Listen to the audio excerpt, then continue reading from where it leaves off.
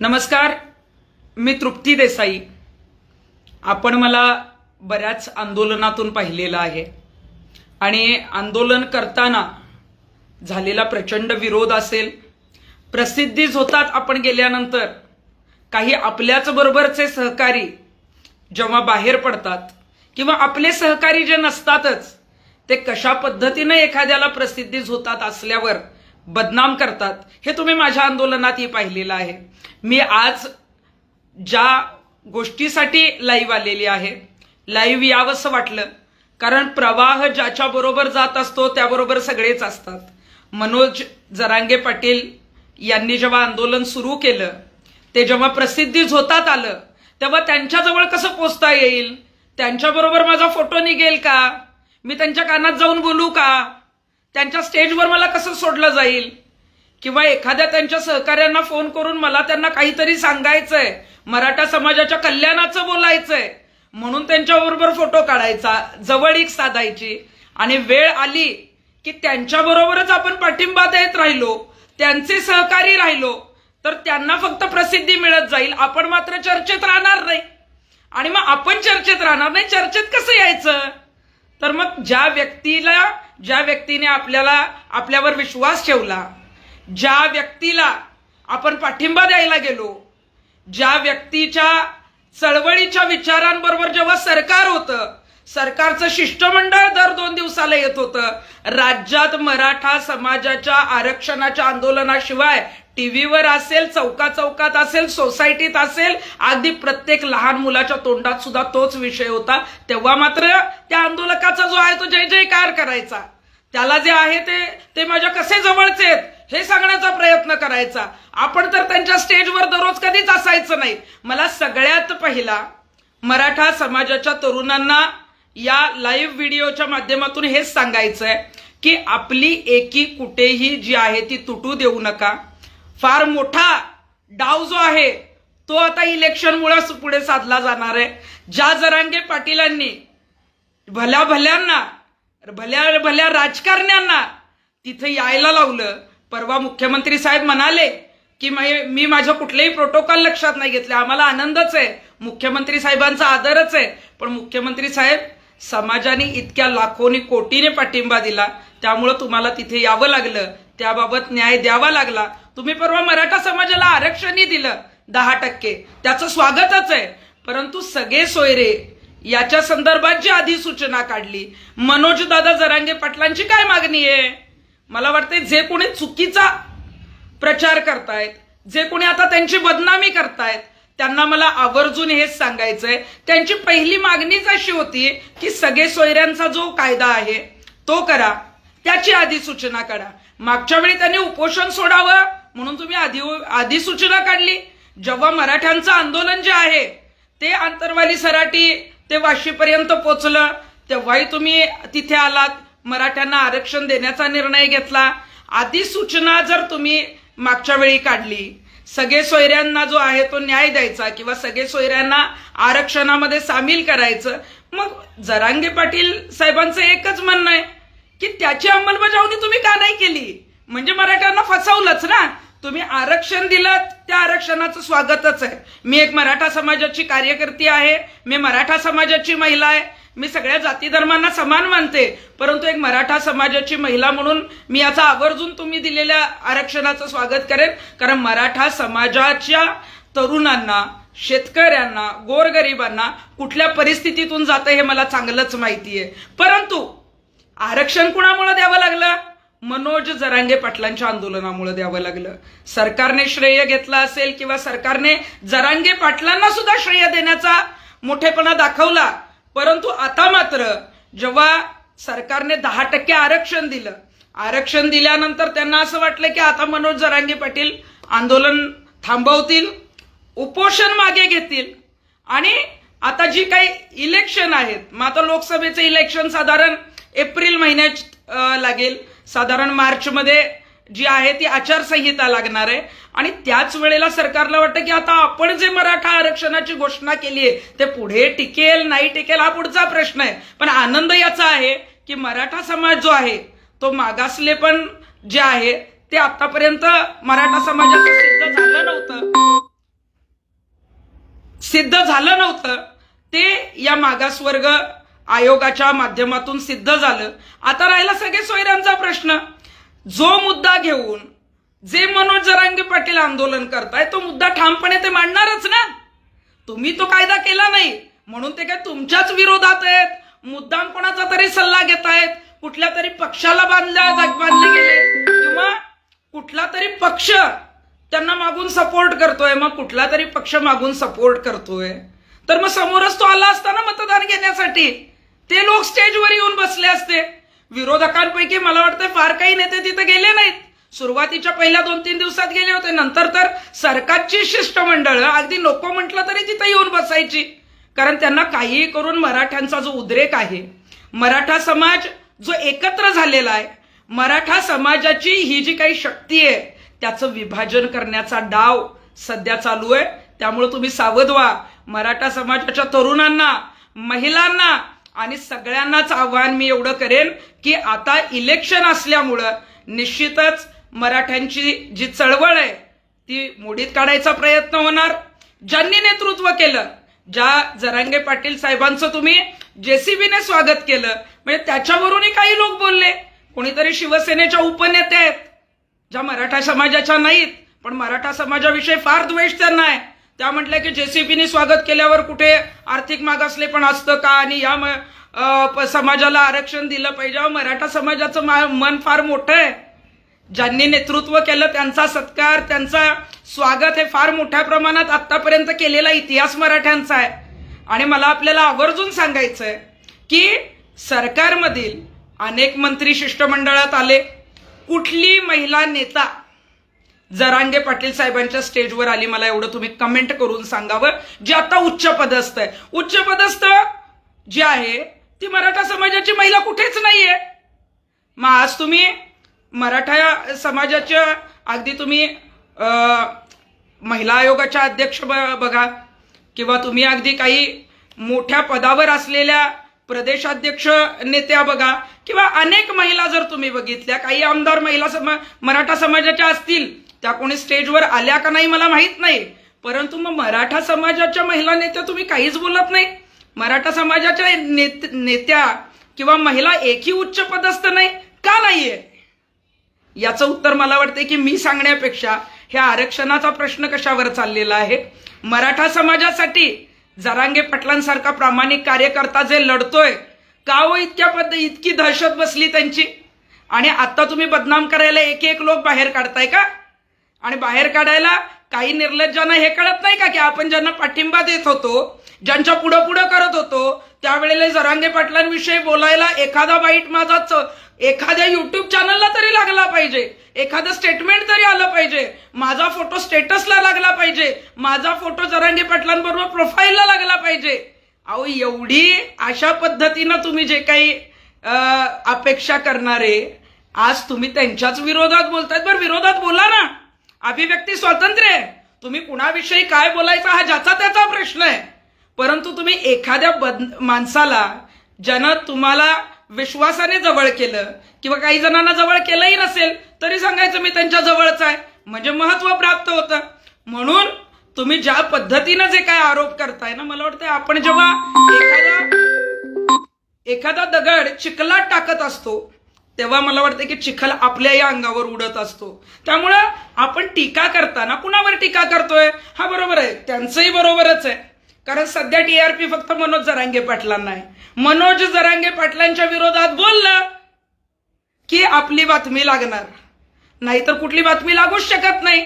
बरं जे कोणी सांगतायत की आम्ही विरोध करणारे सुद्धा मराठाच आहे, अरे हो पण मराठा समाज तुमच्या पोस्ट का नाही शेअर करत आहे? ओबीसी नेते आणि ओबीसी ग्रुप का शेअर करतायत? कारण मराठा नेते किंवा मराठा लोकच कशी मराठ्यांची जिरवतात याची मजा बघतायत काही लोक. आणि तुम्ही त्याच समाजामध्ये राहून त्याच समाजात मला वाटतं जरांगे पाटलांचे कदाचित विचार तुम्हाला पटत नसतील. काही जरांगे पाटलांच्या मागण्या कदाचित काही वाक्य आहेत ती मलाही मान्य आहेत किंवा काही मान्य नसतील सुद्धा. म्हणून काही एखाद्याला बदनाम करायचं, एखाद्याला जेव्हा समाजाने उचलून धरलेलं आहे, कुणीतरी काहीतरी सांगतंय, कुठला तरी गट काहीतरी सांगतो आणि मग त्याला बदनाम करायचं अचानक टीव्ही मीडियालाच. मलाही उद्या पत्रकार परिषद घेता आली असती पण मला हे काही प्रसिद्धीसाठी करायचं नाहीये. म्हणून मी जनतेला मगाशी मेसेज केलेला होता की या संदर्भात, कारण मनोज जरांगे पाटलांच्या जेव्हा राज्यात सभा सुरू होत्या तेव्हा अनेक जण त्यांच्या पोस्ट टाकत होते, लाईव्ह येत होते, अनेक काही सांगत होते की आता आम्ही दादांबरोबरच आहे, आम्ही शेवटपर्यंत राहणार आहे. आज कुणीच त्यांच्या बाजूने बोलताना दिसलं नाही. जे जे काही पुढं करणारे होते, जे जे त्यांच्या आधी स्टेजवर जाऊन बोलणारे होते, खूप काही चांगलं सांगणारे होते, ते कुठे गेले? तेही नेत्यांच्या जवळ आहेत. अनेक नेत्यांच्या जवळ असल्यामुळं मग नेत्यांच्या विरोधात बोलायचं का नाही? 10% आरक्षण दिल्यानंतर आपण जर काही विरोध केला तर मग नेते लक्षात ठेवतील का? उद्या आपल्याला एखादं पद मिळेल का नाही? या भीतीत कदाचित काही जण बोलले नसतील. मला वाटतंय मनोज जरांगे पाटील यांना अंतरवाली सराटीमध्ये मी पाठिंबा द्यायला गेले होते तेव्हाही मनापासून पाठिंबा होता. एखादा प्रामाणिक व्यक्ती जर एखाद्या समाजासाठी आमरण उपोषण म्हणजे काय साधं वाटलं का हो तुम्हाला? एक दिवस आपला उपवास असल्यावर संध्याकाळी किती कडकडून भूक लागते. एखादी एकादशी आपण जेव्हा ठेवतो त्या दिवशी उपवासाचं किती खातो हे आपल्या लक्षात येत असेल. आज 9, 10, 11, 12 दिवस आमरण उपोषण करायचं, आपल्या घरात जायचं नाही, आपला परिवार वाऱ्यावर सोडून द्यायचा. जनता लाखोच्या संख्येने ज्या व्यक्तीला उचलून धरते ती व्यक्ती सांगते की मला जनतेसाठी लढायचंय, मला समाजासाठी लढायचंय. काही झालं तर समाजासाठी होऊ दे. हा, काही गोष्टी त्यांच्या बोलण्यात चुकत असतील ना. मध्यंतरी शिव्या देण्याचा एखादा व्हिडिओ आला होता, ठीक आहे, तो चुकीचा आहे, ते मान्यच आहे, कदाचित तेही मान्य करतील. म्हणून काही ते पूर्ण चुकीचेच झाले, त्यांना विलनच ठरवायचं. मग हे असे नेते होतात का? अहो, कित्येक मंत्री शिवराळ भाषा वापरतात, आता सुद्धा भाषणांमध्ये वापरतात, आई बहिणीवर बोलतात. तेव्हा काय होतं? तेव्हा ते तुमच्याबरोबर युतीमध्ये असतात म्हणून त्या शेअर नाही करायच्या. जेव्हा तुम्ही दुसऱ्या पक्षात जाता आणि त्यांचे विरोधक होता तेव्हा तुम्हीच त्यांच्यात शेअर करता. आता आपण बघितलं असेल काही पक्ष फुटलेले आहेत. जेव्हा हे त्यांच्याच पक्षात होते तेव्हा पक्षप्रमुख असतील, पक्षाचे अध्यक्ष त्यांची बाजू घ्यायचे, आणि आता जेव्हा पक्ष फोडून गेलेत तेव्हा मात्र त्यांच्यावर आरोप करतात. अहो, तुमच्याकडे सगळे अधिकार होते ना, एखाद्याने चुकी केली होती मग तो आपला माणूस का असे ना, कायद्यानुसार त्याला शिक्षा होणं गरजेचंच होतं, तेव्हा तुम्ही सांभाळलं. मला राजकारण्यांविषयी किंवा राजकारणाविषयी जास्त बोलायचं नाहीये, पण इलेक्शन जवळ आल्यामुळं आता मराठा समाजाचं आंदोलन जर आणखी पेटलं, रास्ता रोको आंदोलन जर झालं, किंवा सातत्यानं हे आंदोलन जर पुढे चालू ठेवलं, किंवा मनोज जरांगे पाटील यांच्यासारखं जे नेतृत्व आहे जे मागे न हटणार आहे. काही जण कोणीतरी काहीतरी म्हणत असतील की ते ब्लँकेटमध्ये मोबाईल बघतात, बघू दे ना, काय प्रॉब्लेम आहे तुम्हाला? तुम्ही नाही बघत का? ते जे काय आंदोलन त्यांनी केलं, अहो सगळं जे काय ते मीडियाच्या समोर केलंय, जे झोपलेले असल्यानंतर बघत असतील. तुमच्या मोबाईलवर बघितला का? तुमचा मोबाईल उडून घेतला का? तुम्ही काय बघताय ते बघतायत का? ते अजिबात नाही. अभिव्यक्ती स्वातंत्र्याचा जसं तुम्हाला बोलण्याचा अधिकार आहे ना, तसं व्यक्ती स्वातंत्र्य त्यांनी काय करावं काय नाही हा ज्याचा त्याचा प्रश्न आहे. आणि समाजासाठी मला असं वाटतं की मराठा समाजाला पुन्हा अशा पद्धतीनं प्रामाणिकपणे नेतृत्व करणारं जे नेतृत्व लाभलेलं आहे ते यापुढं मिळणं कठीण आहे. आता जर ही जी काही चळवळ मोडीत काढण्याचा प्रयत्न आहे, जरांगे पाटलांना बदनाम करण्याचा प्रयत्न जर यशस्वी झाला ना, तर मला वाटतंय की मराठ्यांचं आंदोलन, मराठ्यांची चळवळ ही मोडीत निघू शकते. म्हणून मला आपल्याला मराठा समाजाच्या सगळ्याच लोकांना सांगायचंय, काही गोष्टी त्यांच्या चुकत असतील ना, कदाचित त्या तुम्हालाही आवडल्या नसतील, मलाही आवडल्या नसतील, म्हणून काय आपण त्यांना चुकीचं पूर्ण ठरवायचं? त्यांनी जे केलं, त्यांनी ज्या पद्धतीनं आंदोलन उभं केलं, आज 10% का असे ना आरक्षण सरकारला द्यावं लागलं, जे देता आलं नव्हतं इतक्या वर्ष. त्यांना मागासवर्ग आयोगाला कामाला लावायला लागलं. जेव्हा मुख्यमंत्री स्वतः सांगतात की रात्रंदिवस जे आहे ते काम चालू होतं, काहीतरी 100-150 दिवस, हे कुणामुळं? ह्या आंदोलनाच्या दबावामुळं. अनेक तरुणांवर गुन्हे दाखल झाले, अनेक तरुण रस्त्यावर उतरले, कायद्याची भीती बाळगली नाही, अनेक जणांवर गुन्हे दाखल झालेत. पण लोकांचं हेच म्हणणं होतं की मराठा समाजाला आता तरी आरक्षण मिळू द्या, आता तरी आमच्यासारख्या आम्हाला नाही मिळालं, आम्हाला नोकऱ्या नाही लागल्या, जास्त मार्क मिळवून सुद्धा इतरांना लागल्या, पण आमच्या हक्काचं जे आरक्षण आहे ते कोणीतरी मिळवून देतोय तर आम्ही त्यांच्या मागे उभं राहतो. जेव्हा आंदोलन उभं राहिलं, जरांगे पाटील चर्चेत आले, तर मनोज जरांगे पाटील चर्चेत आल्यानंतर मात्र त्यांचा उदो उदो करणारे अनेक जण होते. मला वाटतंय कदाचित आता आरक्षण मिळाल्यानंतर जेव्हा सगळे सोयऱ्यांच्या अधिसूचनेचा मुद्दा त्यांनी घेतला, मी आपल्याला सगळ्यात पहिला तर हे सांगेन की तुम्ही जे लाईव्ह बघताय, जे लोक विरोध करतायत ना, त्यांची नावं मी अजिबातच घेणार नाही. ज्यांची पात्रताच नाही, ज्यांची मला वाटतं ज्यांच्याविषयी बोलायचं, मी सगळ्यात पहिला तर सांगेन की काल कोणीतरी एक महाशय आहेत ज्यांनी पत्रकार परिषद घेतली, त्यांनी बरेच काही आरोप मनोज जरांगेंवर केलेत. मी त्या व्यक्तीला ओळखत नाही. जरांगे पाटलांचे ते किती सहकारी आहेत मला माहित नाही. एक व्हिडिओ क्लिप फिरतोय की ज्याच्यावर ते स्टेजवर त्यांना सांगतायत संत तुकाराम महाराजांची शपथ देत आहेत, एवढंच दिसतोय. सहकारी म्हणजे कोण असतो? सहकारी म्हणजे आपल्याबरोबर सातत्याने राहणारा, आपल्या चळवळीत आपली सावली बनून असणारा, असे खूप कमी सहकारी असतात. आपण सगळे पाठिंबा देणार आहे, आपण सगळे समर्थक आहे. समर्थक आणि सहकारी याच्यात फार मोठा फरक आहे. एखादा समर्थक बदलू शकतो ना, परंतु सहकारी बदलणं याचा अर्थ आपण जे काही काम करतोय याच्यात एखाद्याला जर प्रसिद्धी मिळत असेल तर ती प्रसिद्धी त्याला विरोध केल्यावर आपल्याकडे लक्ष केंद्रित होईल. अशा पद्धतीनं असं काहीतरी प्रेझेंट करायचं, कुणाला तरी जाऊन भेटायचं. मी काही गोष्टी बाकीच्या बोलणार नाही. कोणी त्यांना सपोर्ट केला असेल नाही केला मला माहित नाही, त्यांना बोलण्याचा अधिकार आहे. परंतु तुम्ही जे काय आरोप करता, कोणीतरी ते महाशय असं म्हणत होते की वाशीला पहाटे गुप्त मीटिंग झाल्या. अरे झाल्या तर तेव्हा यायचं ना, प्रेसला सांगायचं ना, का नाही सांगितलं?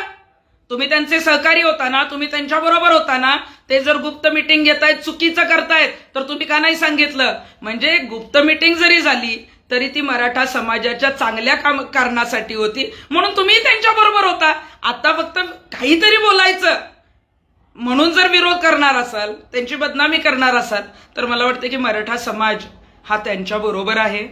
मराठा समाज हा आतापर्यंत प्रामाणिक नेतृत्वाबरोबर राहिलेला आहे. मराठा समाज जो आपल्यासाठी सर्व काही त्याग करतो, त्याच्यासाठी त्याला उचलून धरणारा मराठा समाज आहे.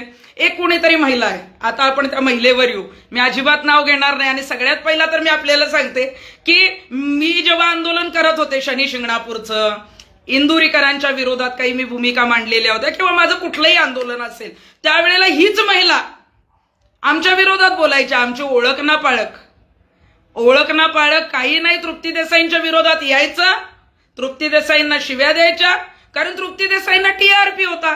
आणि मग काहीतरी बोलायचं, आणि मग तृप्ती देसाई ज्या आहेत त्या माझ्याविषयी का नाही बोलल्या, माझं नाव त्यांच्या तोंडातून का नाही आलं? अरे तुम्ही काय बोलताय? तुमची शिवराळ भाषा. आज आम्ही सुद्धा तुम्ही जे बोलला ना ते बोलताय तर छत्रपतींचे संस्कार आहेत आमच्यावर. मी मराठा आहे, परंतु आम्हाला छत्रपतींनी मर्यादा बाळगायलाही शिकवलेलं आहे. आम्हाला छत्रपती शिवरायांनी आम्हाला जे संस्कार दिलेत ना, तुम्ही म्हणताय की जरांगे पाटील जर खरोखरच छत्रपती शिवरायांचे मावळे असतील, मराठे असतील, तर त्यांनी माफी मागितली पाहिजे होती. अरे तुम्ही कधी जरांगे पाटलांची माफी मागणार आहे? तुम्ही जरांगे पाटलांना जे जे शब्द वापरताय ना, मी ते काही म्हणणार नाही तुम्ही जे काय बोललाय, कारण ते सगळं चुकीचं बोललेला. तुम्ही अरे तुरे बोलताय, कुणाचं तुंतुणं म्हणताय, तुम्ही जे आहे ते काहीतरी घाणेरडे आरोप करताय, एकदम खालच्या पातळीवर बोलताय. म्हणजे तुम्ही बोललेलं चालतं, आणि तुम्ही बोलल्यावर एखादं कोणीतरी मग मराठा समाजाने काहीतरी कमेंट केली की मग मराठा समाज असा असतो का? मराठा समाज तसा कधीच नाहीये. मराठा समाज विनाकारण कुणावर आरोप करत नाही. कदाचित काही वेळेला त्यांना काही गोष्टी माहीत नसतील. इंदुरीकर प्रकरणात तर मराठा समाजाने मला प्रचंड ट्रोल केलेलं होतं. मी कधीही कुणाविषयी चुकीची कमेंट वापरली नाही, कारण मला छत्रपती शिवरायांचे संस्कार आहेत. मी कधीही कुठल्या खालच्या पातळीला गेले नाही. आपण जेव्हा कुणाकडून तरी आदर किंवा आपल्याला सन्मान मिळावा असं व्यक्त करतो ना भावना, तर आपणही त्या पद्धतीनं बोलणं गरजेचं आहे. बरं, जी महिला आमच्याविषयी तर बोललीच. एखादं कसं असतं, एखाद्याचा बिझनेस असतो आणि तो बिझनेस असा असतो, त्यांच्याकडे जे मीडियामध्ये चर्चेत आहेत ते ग्राहक टीव्हीवर बघितले जातात. मग त्यांच्या बाबतीत आपण मग ठरवून काहीतरी बोलायचं. मग जो सातत्यानं चर्चेत असतो, 1-2 युट्यूब चॅनलला आपल्या बातम्या येतीलच ना. अशा पद्धतीनं मध्यंतरी काहीतरी उपमुख्यमंत्री अजितदादा पवारांना एवढी शिवराळ भाषा वापरली होती, इतक्या घाणेरड्या कमेंट केल्या होत्या, आणि मग त्यांच्याच एका समर्थकांनी जेव्हा सोशल मीडियावर उपमुख्यमंत्र्यांची बदनामी केली म्हणून या महिलेला अटक झाली तेव्हा मात्र रडून रडून व्हिडिओ त्यांनी केले. अरे मग रडायचं कारण काय? छत्रपती शिवरायांनी रडायला नाही शिकवलं, लढायला शिकवलंय. आजपर्यंत माझ्यावर पण भरपूर ट्रोलिंग झालंय. आजपर्यंत जितक्या कुणाला ट्रोलिंग झालं नसेल ना तेवढं मला झालंय. मी कधीच रडले नाही, कारण रडण्यापेक्षा लढलो, जिंकलो, यशस्वी झालो याला फार महत्व आहे. त्यामुळे जरांगे पाटीलांनी जे आहे ती माफी मागितली पाहिजे, किंवा जरांगे पाटलांच्या तोंडून जर माझं नाव आलं तर मी फार चर्चेत येईल. मला वाटतं जरांगे पाटील साहेबांना माझी विनंती आहे, अशा कुणाकडेही काही लक्ष देऊ नका. तुम्ही लढवय्ये आहात, तुम्ही काम करताय, तुम्ही पुढे जाताय, तुमची चळवळ पुढे जातीये. त्यामुळे आता इलेक्शन जवळ आलंय, डाव साधला जाणार आहे. तुमच्यातली लोक असू देत, तुमच्या आजूबाजूची लोक असू देत, फोडली जातील, काही जण फुटतील, काही जण कायमस्वरूपी तुमच्या बरोबर राहतील. परंतु तुमची भावना, तुमचं काम मराठा समाजासाठी प्रामाणिक आहे. तुम्ही जे करताय ते खूप चांगल्या पद्धतीनं करताय, रेटून धरताय. तुम्ही मॅनेज होत नाही, तुम्ही कुणाच्या धमक्यांना घाबरत नाही. तुम्हाला कुठल्या मंत्र्यांनी जर उलट उत्तर दिलं तर तुम्ही त्याला ऐकत नाही. काही गोष्टी अशा आहेत की बऱ्याच जणांचं म्हणणं आहे की मनोज जरांगे पाटलांची भाषा बऱ्याच वेळेला बरोबर नसते. कदाचित मलाही त्यांची काही वाक्य खटकली असतील, परंतु ती मराठवाड्याची भाषा आहे. मी मराठवाड्यात अनेक दौरे केलेले आहेत. नांदेड असेल, जालना असेल, लातूर असेल, धाराशिव असेल, या भागात मी गेली आहे. आणि तिथं बोलता बोलता काय शब्द वापरतात किंवा कशा पद्धतीनं, एकदा आपण बघितलं होतं की जालन्यावरून रावसाहेब दानवे जे केंद्रीय मंत्री आहेत ते म्हटले होते की शेतकऱ्यांना काहीतरी साले शब्द वापरला होता, आणि त्यावेळेला बराच विरोध झाला. आम्ही त्यांना विरोध केलेला होता, पण त्यावेळी त्यांनी सांगितलं की आमची बोली भाषा आहे, आम्ही बोलता बोलता साले हा शब्द वापरतो. त्यामुळं मनोज जरांगे पाटलांकडून काही शब्द जर चुकीचे आले असते तर कदाचित मराठवाड्यात काही बोली भाषेत जे काही शब्द वापरले जातात, दररोज तिथं जी भाषा आहे त्या पद्धतीनं वापरले जात असतील. एखादा शब्द तुम्हाला आवडणार नाही, द्या ना सोडून. तुम्ही कशाला, तुम्ही विरोध करताय ना, करा, सभ्य भाषेत करा, चांगल्या पद्धतीनं करा. जेव्हा छत्रपती शिवाजी महाराजांचं तुम्ही नाव घेताय ना, तर छत्रपती शिवाजी महाराजांनी जे शिकवलेले संस्कार आहेत ना, राजमाता जिजाऊंनी जे शिकवलेलं आहे ना, मराठ्यांची मुलं, आमची तरुण मुलं कधीच कुणाला ट्रोल करणार नाहीत. परंतु तुम्ही जर घाणेरडी भाषा वापरली, तुम्ही जर खालच्या पातळीला गेलात, तुम्ही जर एखाद्याला, कोणी जर देवासमान किंवा एखाद्याला जर गुरु समान मानत असेल, त्याची जर इज्जत काढत असाल, तर का हो तुम्हाला फुलाची माळ घालतील? तुमची इज्जतच काढणार ना. मग त्या जागी कोणी पुरुष असेल किंवा महिला असेल, मी मराठा समाजाच्या तरुणांना आव्हान करेनच की तुम्ही कुणालाही फार चुकीच्या पद्धतीनं खालच्या भाषेत लिहू नका. परंतु जे कोणी बोलतायत त्यांनाही सांगेन, तुम्ही खालच्या भाषेत बोललात तर तुम्हाला खालच्या भाषेतच समोरचा उत्तर देणार. किती जणांची तोंड बंद करणार आहे आपण? आम्ही आव्हान करू, परंतु ज्याला सहनच होणार नाही तो अजिबात ऐकणार नाही. त्यामुळं, आणि जी महिला जरांगे पाटील यांच्या विरोधात, जी महिला जरांगे पाटील यांच्या विरोधात बोलतीये, त्या महिलेच्या विरोधात खंडणीचा गुन्हा दाखल आहे. साधारण काहीतरी 6 का 8 फेब्रुवारी 2016 चाकण पोलीस स्टेशनला जे आहे ते एका तरुणाला हप्ता मागण्यात आला, जो आहे त्या ब्लॅकमेल करण्यात आला. एक मिनिट, वारंवार फोन येतो. वारंवार ब्लॅकमेल करण्यात आलं, हप्ता मागण्यात आला, आणि म्हणूनच जे आहे ते या महिलेवर खंडणीचा गुन्हा जो आहे तो 2016 साली चाकण पोलीस स्टेशनला दाखल आहे. अनेक जणांवर तरुण आमच्याकडेही आले, जेव्हा आमच्याबरोबर विरोधात ही महिला बोलत होती त्यावेळेला आमच्याकडे बरेच तरुण आले की आमच्यावर बरेच खोटे विनयभंगाचे गुन्हे दाखल जे आहेत ते या महिलेने करायला लावलेले आहेत, आणि त्यानंतर आम्हाला ब्लॅकमेल करण्याचा प्रयत्न केलाय. असे अनेक गुन्हे, अशा अनेक तक्रारी सुद्धा ज्या आहेत त्या पोलीस स्टेशनला दाखल आहेत. मध्यंतरी तर ही महिला ज्या भागात राहते त्या भागातील लोकांनी त्या चाकण परिसरातून आणि पुणे जिल्ह्यातून या महिलेला हद्दपार करा म्हणून जे आहे त्या सह्यांचं निवेदन दिलं. आज आम्ही अनेक आंदोलनं केली आहेत, अनेक गुन्हे आमच्यावर दाखल आहेत, परंतु ती सगळी लोकांच्या जी आंदोलनं आहेत ती सगळी लोकांना न्याय देण्यासाठी दिलेत. तुम्हाला हद्दपार करण्यासाठी जनता कधी जे आहे तुमच्या विरोधात जाते? एखाद्या गुंडाला हद्दपार करण्यासाठी लोक पुढाकार घेतील, परंतु तुम्ही काही चुकीच्या गोष्टी ज्या आहेत त्या आपल्या आजूबाजूला करत असाल, समाजात करत असाल, तर तुम्हाला त्या पद्धतीनं जे आहे ते पोलीस स्टेशनला जे आहे ते जातील. बऱ्याच मला वाटतंय की सोशल मीडियावर सुद्धा बदनामी केली म्हणून आमदार श्वेता महाले ज्या महिला आमदार आहेत त्यांची काहीतरी बरीच बदनामी केली. तेव्हाही बुलढाण्याला पोलिसांनी ताब्यात घेतलेलं होतं. वारंवार सोशल मीडियाच्या माध्यमातून काहीतरी बोलायचं, चर्चेत यायचं. ठीक आहे, चर्चेत या, तुम्हाला प्रसिद्धी पाहिजे, प्रसिद्धी मिळू दे, काही अडचण नाहीये.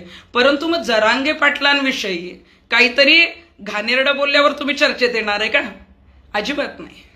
तुम्ही जेव्हा एखादी टीका करताय तेव्हा कुठल्या पातळीला आपण जावं आणि कुठल्या पातळीला जाऊ नये यासाठी मला वाटतंय की आपण ज्या पद्धतीनं हे करत असतो, तुम्ही तुमची भाषा जी काय वापरता ती चुकीची आहे. मला वाटतंय की जी महिला बोलली ती काय माझी दुश्मन नाही, कदाचित तिची मी दुश्मन असू शकते कारण ती आमच्या विरोधात याच्या आधी बोलत होती. पण त्यांना वाटत असेल की मराठा समाजाने मला किंवा मराठा तरुणांनी किंवा कोणीही त्यांना ट्रोल केला असेल, घाणेरड्या भाषा बोलल्या असतील, तर जरांगे पाटलांनी तुमची माफी मागायची गरज नाहीये, कारण जरांगे पाटलांनी काही कमेंट केलेली नाहीये. पण त्या तरुणांच्या वतीने एक महिला म्हणून, एक छत्रपतींची जी आहे ती शिकवण म्हणून, कुणाला तुम्हालाच नाही कुणाला जर काही कुणी ट्रोल केला असेल, चुकीची भाषा वापरली असेल, तर तमाम मराठा समाजाच्या वतीनं मी सगळ्यांची जी आहे ती माफी मागू शकते. या महिलेची वगैरे माफी मागेल. मी तुम्हाला आधीच सांगितलं, मी महिलांचं काम करते, कुठल्या महिलेला कधी चुकीचं म्हणणार नाही. पण जी चुकीची महिला आहे तिला कधी पाठीशी घालणार नाही. वारंवार खुनशी स्वभाव एखाद्याचा असणं, एखाद्याला ब्लॅकमेलिंग करणं, वारंवार चर्चेत असणाऱ्या व्यक्तींच्या विरोधात बोलणं, प्रसिद्धी झोतात येणं आणि मग प्रसिद्धी झोतात आल्यानंतर त्यांचं काहीतरी बाहेर काढलं की मग रडून व्हिडिओ काढणं, आपल्या जवळच्या घरातल्या मुलींना वगैरे जवळ घेणं, सहानुभूती मिळवण्याचा प्रयत्न करणं, हे आम्ही कधी केलं नाही, कधी गरज नाही लागली. समाज खूप चांगलं ओळखतो, खूप चांगला समाज जो आहे ना सगळ्या जाती धर्मांचा, त्याला खूप चांगले नेतृत्व माहीत असतात, कोण कसं आहे. काही जणांना माहीत नसेल तरी त्यांना कळतं स्वभावावरून, बोलण्यावरून काय होऊ शकतं किंवा हे काय करू शकतात. त्यामुळे मला वाटतं की जरांगे पाटील यांची चळवळ मोडीत काढण्याचा प्रयत्न काही लोकांच्या मार्फत कोणीतरी करतंय.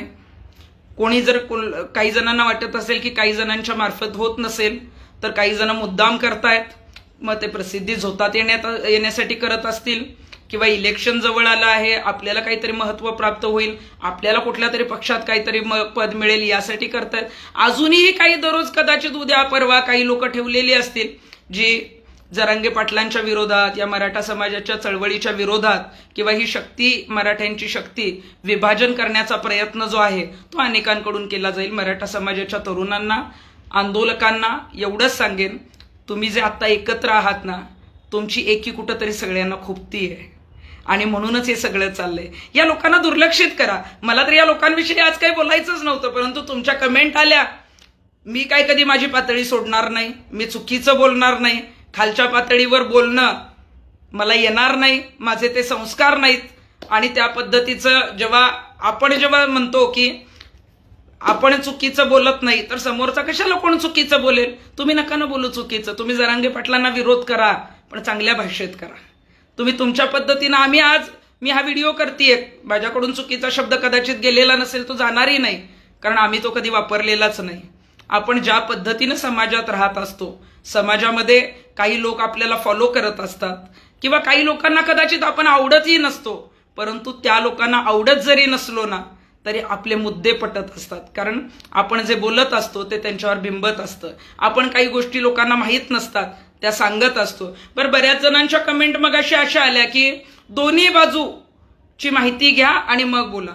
मग मी काय जरांगेंचीच बाजू घेतेय अशातला भाग नाही, पण मी जरांगेंची बाजू घेणार, कारण गेले 5 महिने महाराष्ट्रामध्ये जी व्यक्ती सरकारला वेठीस धरते, सरकारला रस्त्यावर उतरायला भाग पडते, मराठा आरक्षणासाठी विशेष अधिवेशन घ्यायला भाग पडते, वाशीला मुख्यमंत्र्यांना येऊन निर्णय द्यावा लागतो, मुख्यमंत्र्यांना सुद्धा आंतरवाली सराटीच्या स्टेजवर यावं लागतं, आणि त्या व्यक्तीने जे काही आंदोलन उभं केलं, त्यांच्या मागे लाखोंचा, करोडोंचा जनसमुदाय उभा केला, त्या व्यक्तीला बदनाम करणं सोपं आहे.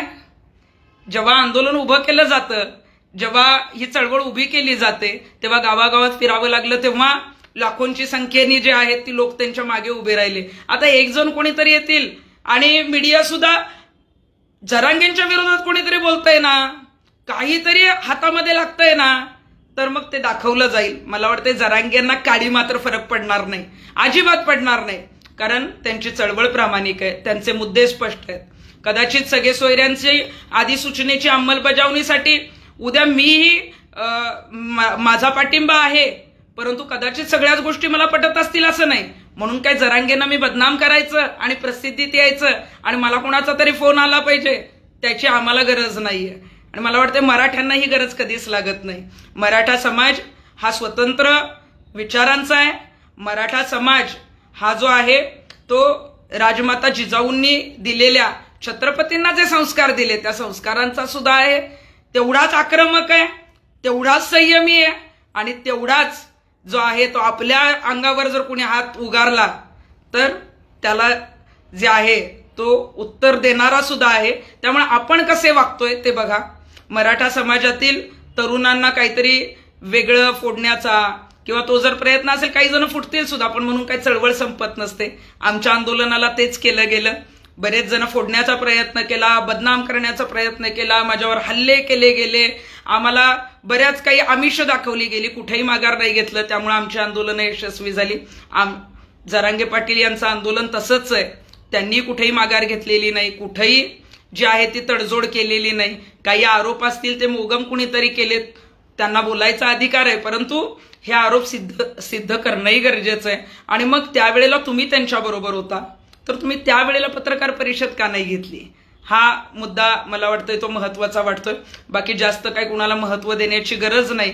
आंदोलन जे आहे ते मंत्रिमंडळातील सहकारी जे मुख्यमंत्र्यांचे आहेत ते सुद्धा आंतरवाली सराटीत येत होते. सगळ्यांचीच मागणी आहे की अधिसूचना काढली तर त्याची अंमलबजावणी का केली नाही? मग मराठ्यांना इलेक्शनच्या तोंडावर जे आहे ते फक्त 10% आरक्षण दिलं गेलंय का? ओबीसीतून आरक्षण का दिलं गेलं नाही? मग ओबीसी नेत्यांचंच ऐकलं गेलं का? मराठा समाजाचं काहीच ऐकलं गेलं नाही का? ही मराठा समाजातील सगळ्यांना पडलेला हा प्रश्न आहे. मी एक त्यातली कार्यकर्ती किंवा त्यातलं एक घटक किंवा एक मला वाटतंय की मी एक सर्वसाधारण महिला म्हणून मी सांगते की हे कुठंतरी लोकांना वाटतंय की ज्यासाठी मग हे सगळं केलं गेलं ते हातामध्ये का नाही पडलं?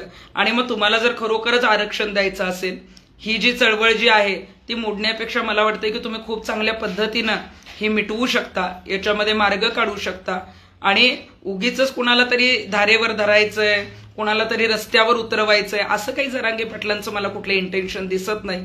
मी मगाशीही सांगितलं, बरेच जण म्हटले की त्यांची शिवराळ भाषा, काही गोष्टी चुकीच्या आहेत. मला वाटतं की ठीक आहे, काही चुकीच्या गोष्टी आहेत त्याविषयी त्यांनी माफी मागितलेली आहे, किंवा काही गोष्टी चुकीच्या त्यांच्या तोंडून निघाल्या म्हणजे काय ते चुकीचे आहेत अशातला भाग नाही. माणूस आहे, चुकतो, कोणी बऱ्याच जणांकडून चुका होतात. म्हणून पण मराठा समाज हा मोठ्या प्रमाणावर त्यांच्याबरोबर आहे. मराठ्यांची एकी ही कायमस्वरूपी असली पाहिजे. आणि म्हणूनच आज लाईव्ह करण्याचं कारणच हे होतं की जे कोणी विरोध करतायत ना, मला वाटते त्यांना महत्व देण्याची गरज नाही. मराठा समाजातीलच कोणी असतील तर मला वाटते मराठा समाजाची चळवळ मोडण्याचं काम मराठ्यांनीच केलं असा इतिहास कुठेही लिहिला नाही पाहिजे. त्यासाठी तुम्ही एकत्र असला तर असे कितीही 100 आपण म्हणतो ना, जरांगे पाटलांबरोबर प्रसिद्धीच्या झोतात अनेक जण होते. आता जे काही वादळ किंवा ज्या पद्धतीनं त्यांना बदनाम करण्याचा डाव साधला जाणार आहे, चळवळ मोडीत काढली जाणार आहे, तेव्हा काही लोक बाहेर जातील सुद्धा, स्वतःचा स्वार्थ साधतील. परंतु मला सांगायचंय, राहिले ते मावळे आणि उडाले ते कावळे असं म्हटलं जातं. आणि मग तुम्ही तो विचार करा की आपण प्रामाणिक माणसाबरोबर राहूया. आपण प्रामाणिकपणे जे काही आंदोलन करतायत त्यांच्याबरोबर जर आपण एकत्र राहिलो तर मला वाटतं एकीचं बळ आणि यशस्वी जे आहे ते सत्य होत असतं. आपण हेही ऐकलेलं असेल की सत्य जे आहे ते समजायला उशीर लागतो, तोपर्यंत खोटं गावभर हिंडून आलेलं असतं. आजची परिस्थिती तीच आहे. कालची पत्रकार परिषद आणि आजचं जे काही मी ऐकलं, खोटं गावभर हिंडून येतं, परंतु मला वाटतं की सत्य लोकांना माहितीये. जरांगे पाटलांच्या विरोधात कोणीतरी बोलतंय म्हणून प्रसिद्धी मिळते, हेही तुम्ही लक्षात ठेवा. त्यामुळे कुणाला काय प्रसिद्धी द्यायची, आणि एखाद्याला बोट दाखवताना आपल्याकडे 4 बोटं आहेत, आपल्याकडे 4 बोटं असताना आपण कुणावर तरी टीका करतोय. मग उद्या म्हटलं जाईल की आमची बदनामीच केली गेली. आमची बदनामी जी आहे ती मराठा समाजाने अशी कातरणं टाकली, तशी कातरणं टाकली. अरे कातरणं पेपरलाच आलेली आहेत म्हणून मराठा समाजातली मुलं टाकणार. ती काही बदनामी म्हणता येणार नाही. परंतु तुम्ही एखाद्याची बदनामी करत असाल तर मला वाटते की ती थांबवा. तुमची बदनामी कोणी करणार नाही. मराठा समाजाला पुन्हा आवाहन करेन, खालच्या पातळीवर आपण कुठल्या कमेंट करायच्या नाहीत. परंतु कोणी घाणेरड्या पद्धतीनं जर समोर जात असेल, मला वाटतं की सोशल मीडियावर जर घाणेरड्या पद्धतीनं कोणी काय बोलत असेल तर आपण रितसर सायबरला कंप्लेंट करू शकतो, मेल करू शकतो. इतकंही मोठं काही कोणाला करायची गरज नाहीये. जे त्यांचं ज्यांची इच्छाच आहे की आपल्याला मोठं व्हायचं आणि काहीतरी चुकीचं करायचंय, तर मला वाटते ते काय होऊ देऊ नका. आणि जरांगे पाटील दादांना एवढंच सांगते की तुम्ही सत्य आहात, तुमचं आंदोलन प्रामाणिक आहे. आम्ही सगळे, मी एक आंदोलन कार्यकर्ती आहे, आंदोलक आहे. मी फार मोठी आंदोलनही केलेली आहेत, बराच त्रास सहन करावा लागला, बदनामीपासून ते अगदी हल्ल्यांपर्यंत सगळं सहन करावं लागलं. पण शेवटी सत्याचा विजय झाला. त्यामुळे जाता जाता एवढंच सांगेन, कुणी काय बोललं तर आपल्याला काही काडी मात्र फरक पडत नसतो. मराठा समाज आणि मराठा हा लढणार आहे. जरांगे पाटलांविषयी एवढंच सांगेन की सत्याची लढाई आहे. सत्य परेशान हो सकता है लेकिन पराजित नहीं, पराजित नहीं, पराजित नहीं. धन्यवाद.